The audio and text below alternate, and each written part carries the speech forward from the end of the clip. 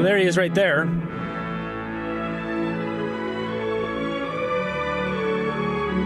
It's every day here. We got something big. Welcome back to Moose and Loose. My name's David. Today we've got a report coming from Blacklock's reporters saying that Mark Carney lobbied the mayor of Beijing just weeks before he ran for prime minister. Now, it's been abundantly clear to all of us that our prime minister is compromised, but hopefully the general public finally gets this. We also have Mark Carney's entire campaign platform getting completely stripped away by Donald Trump because he didn't announce any new tariffs on Canada. The stock market is crashing right now because of his big tariff announcements on all the other countries of the world. Mark Carney desperately is trying to still stir up some of that tariff angst. He did announce counter tariffs on cars. Well, Pierre Poilievre once again coming out with another great plan to counter the whole situation. Let's jump into this. So first up in our bombshell news here, Mark Carney is compromised by the authoritarian regime in Beijing. This is coming right from Poilievre's account. His company owes the Chinese state-owned bank $250 million. He protected a liberal candidate and MP who said a Canadian citizen should be turned over to Beijing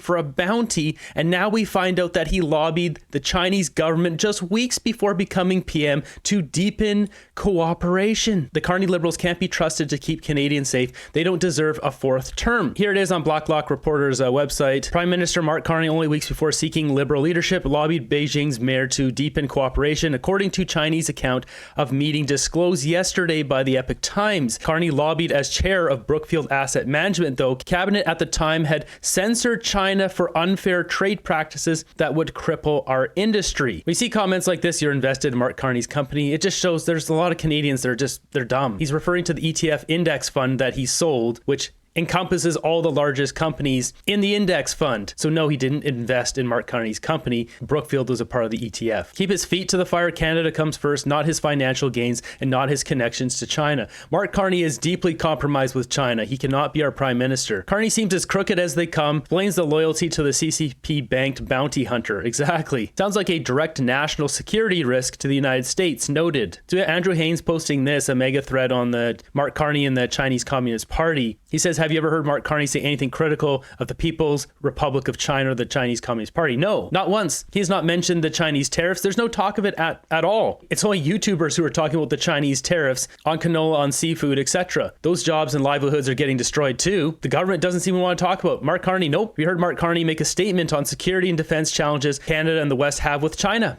Nope. Why doesn't Canadian media report on Mark Carney's frequent meetings in the People's Republic of China with CCP leaders abroad? Note that UK and Chinese media do. And we got Mark Carney in the background here, Xi Jinping. And I mentioned this before. Xi Jinping chose Mark Carney as one of 20 business leaders around the world to come meet with him in China and do business in China. This one here is Mark Carney's second trip to Beijing, October 24, a month after chairing a post for Task Force on Economic Growth to attend a financial summit as a Brookfield Asset Management chair and ex-Bank of England governor.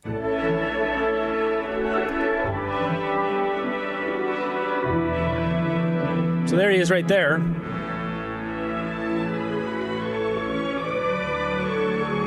This was 6 months ago. This wasn't like 5 years ago. A symbolic relationship works between Brookfield and the state-owned China Investment Corporation. Carney's been inclined to accommodate Xi's every wish since Xi assumed leadership in 2012. We got China Investment Corp close to buying 12.5% stake in Brookfield Infrastructure Partners, British Columbia Timberlands for $100 million. Brookfield and CIC team up for $2.7 billion purchase in IFC Seoul. China CIC Canada's Brookfield acquire Petrobras pipeline unit. Is a pipeline unit from Brazil's state-owned firm Petrobras. Yeah, pipeline in Brazil. He's got no problem with that, just not in Canada, right? Brookfield Asset Management Inc. has become the only bidder for a landmark property in Tokyo owned by China Investment Corp. There he is with Xi Jinping. There he is again with Xi Jinping. These are not AI, these are real photos. CIC, China Investment Corporation, and Brookfield reportedly eye acquisitions. This one's between $200 and $300 million transactions, buying forestry assets in Seattle, Oregon, and Vancouver. There's way too many ties here. Once again, more pictures with the two of them together. Mark Carney back here, Xi Jinping there. Important insight into Mark Carney as an economic advisor and potential Liberal candidate. Parliament voted unanimously to call it Uyghur genocide, and he declined to do so. This likely rests with his relationship, I guess, with Xi Jinping months ago as a part of American business delegation. Mark Carney, chair of Brookfield, overseeing Brookfield investments to build out China's Belt and Road Initiative. So this is showing more of the Belt and Road Initiative here.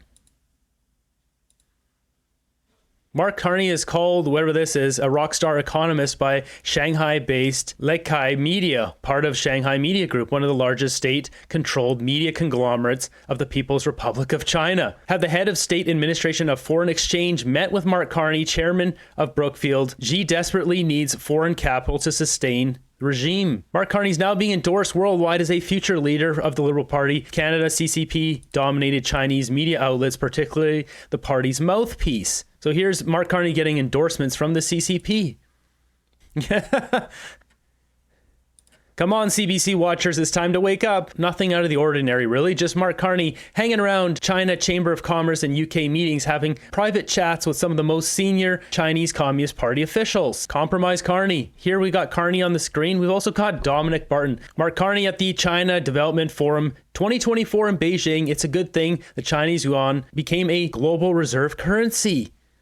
Yep, compromise Carney. Carney refuses to comment on China and the Uyghur genocide. Odd for someone who claims to be focused on values. It says Mark Carney, keynote speaker, when he was questioned about it, he could not answer if he believed there was an ongoing genocide taking place in China's Xinjiang region. Unbelievable. You can look it up and see it. There's big jails. I've shown it before. Big jails there. Millions of people trapped in these places. They just round them up and re-educate them. Nothing to see here. Just Mark Carney happily posing with Beijing affiliated media at his rallies in Richmond, BC. Yesterday, having police remove 3 accredited Canadian media outlets out of his launch in Edmonton. So today, Mark Carney made his announcement responding to Donald Trump's tariffs here. Canada will respond to the U.S. auto tariffs.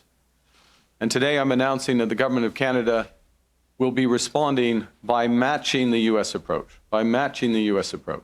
with 25% tariffs on all vehicles imported from the United States that are not compliant with CUSMA, our North American Free Trade Agreement, and on the non-Canadian content of CUSMA-compliant vehicles from the United States as well. Our tariffs, though, unlike the U.S. tariffs, will not affect auto parts because we know the benefits of our integrated production system. And they will also not affect vehicle content from Mexico, who is respecting the CUSMA agreement. And as well, we are developing a framework for auto producers in Canada to get relief from these counter tariffs as long as they maintain their production and investment in our country. Importantly, every single dollar raised from those counter tariffs, our counter tariffs, which could reach around $8 billion before remission, will go directly to our auto workers and the companies affected by those tariffs. And that's on top of a $2 billion fund we announced last week to build a made-in-Canada auto sector, a fund that a new Liberal government would implement should we be elected. This guy doesn't know what he's doing. Every word he says, you just have to think about it from the perspective of helping China. And all his actions point that direction. As Marty up north points out here, this is reckless and unconstitutional. The red has been dropped. By definition, Carney is now caretaker prime minister. Unfortunately, as caretaker prime minister, he's supposed to keep things stable and not have any big policy change, but he doesn't care about the rules. The Liberals don't. They never have. It's why Canada is a failed nation. We have sociopaths at the helm. He has no mandate. Who does he think he is? In response to the tariffs on automobiles, we've got Pierre Poilievre with another good plan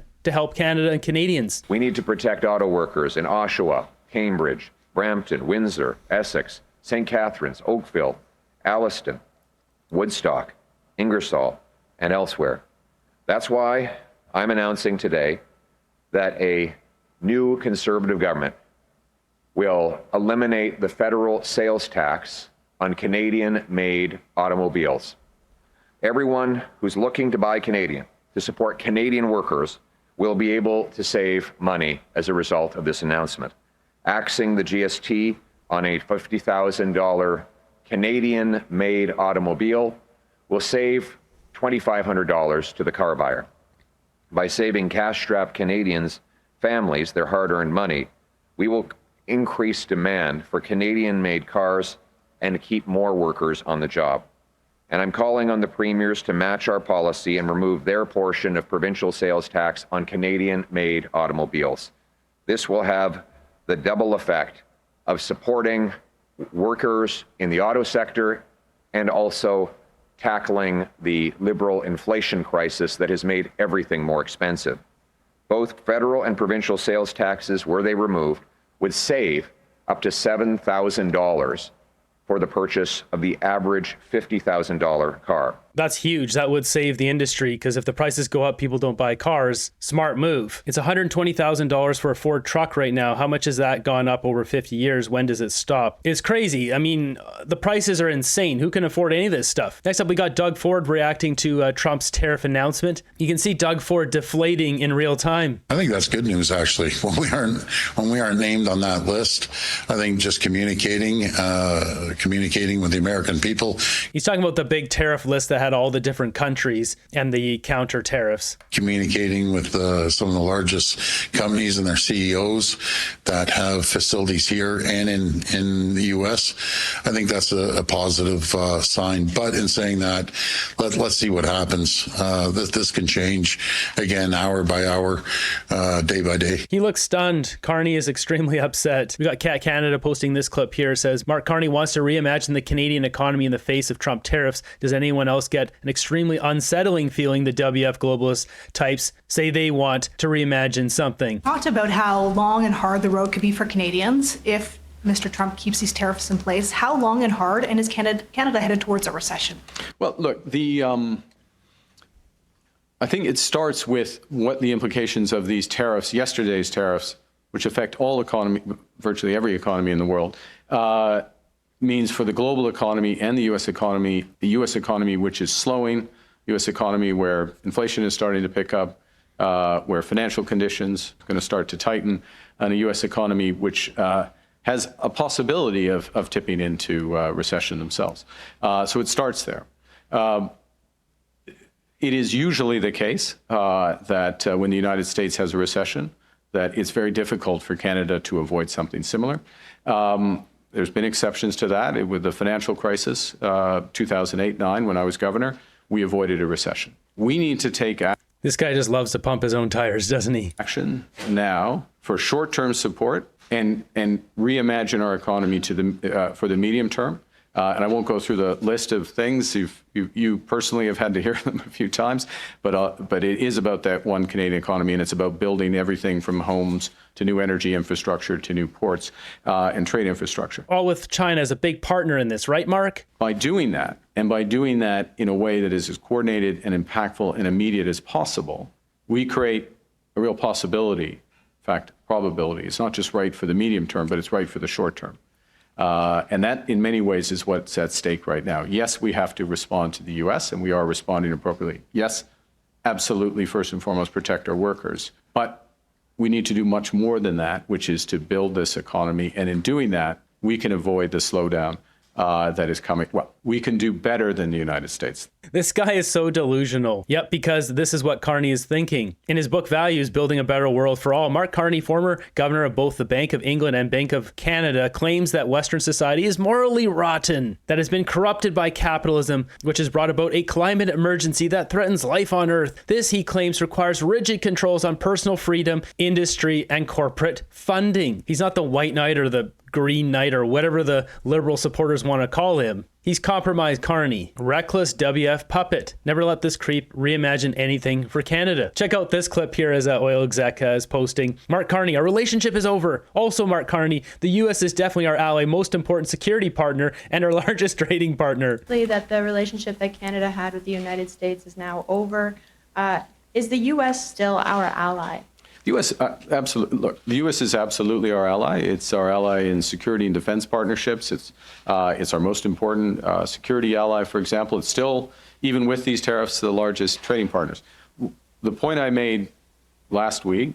This guy can't even keep his own lies straight. Dude went to Jagmeet School of Politics, but he managed to add stumbling to the nonsense. We got Doug Ford again here, so he's brought on to American news and asked about all this. I never saw Canada or Mexico on that list, and it just goes to show you two great countries working together, collaborating together, and building relationships. So it's I'm cautiously optimistic. I think it's if that's the case, it's the right thing for both the U.S. and Canada. Well, and considering Canada was not on that list, we understand the existing regime is in place. So the tariffs that are in place with the exemption of goods that are USMCA compliant. Does that mean, sir, at least in your mind, that it wouldn't be appropriate for Canada to retaliate for this at this time? That is correct. If that's the case, then I would highly recommend to the Prime Minister not to retaliate. And let's carry on a strong relationship. Let's build the AMCAN fortress, American-Canadian fortress, around both countries and be the wealthiest, most prosperous, safest two countries in the world. Trump has barely even referred to Canada recently. It's strategic. He knows the only thing fueling Carney's campaign. Carney will continue to talk about tariffs because he's got nothing else to run on. What are they going to run on? Their broken record over the last 10 years? And people are starting to realize, oh yeah, Trump's not the only thing going on here. We actually have terrible housing crisis. We've got home invaders running all over the place, a street candy problem, low wages, low GDP growth. Maybe we should be looking at the other issues. Oh yeah, the Liberals are terrible. Speaking of terrible, we've got art dealer here, Evan Solomon, as Ryan Garrettson says, spreading outright misinformation. This had nothing to do with Mark Carney. Hey everybody, we all just watched the Donald Trump press conference about tariffs, and Canada avoided the worst. That's the big headline. But we avoided the worst because the Prime Minister, Mark Carney, is one of the few leaders that has the respect of Donald Trump and allowed Canada to avoid the worst.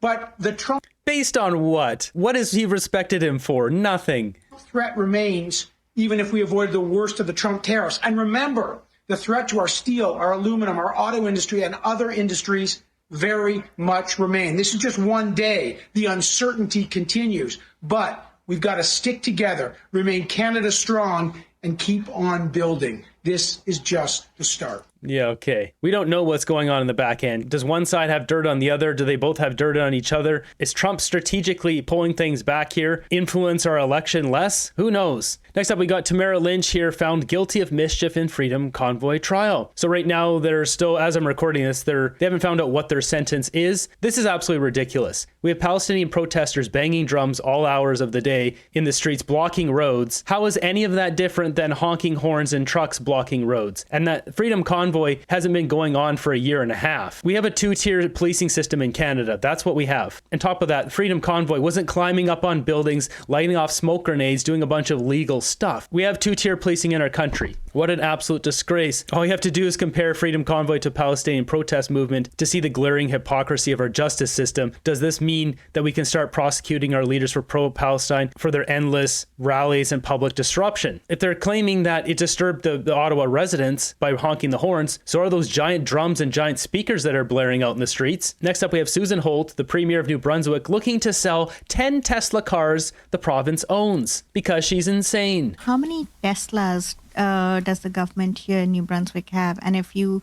are planning on changing those, if what the situation is with those vehicles? I think the province has about 10, I'll have to check the exact number, 10 Teslas currently.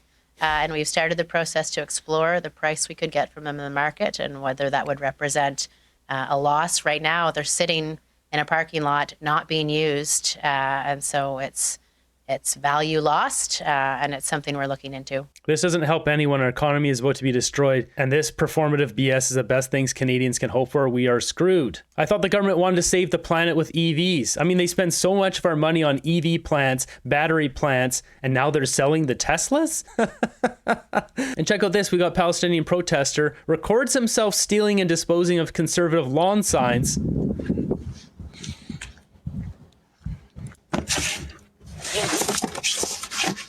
So as you can see, they're all Melissa Lantzman lawn signs. Stomps them, breaks them, and throws them in a dumpster here.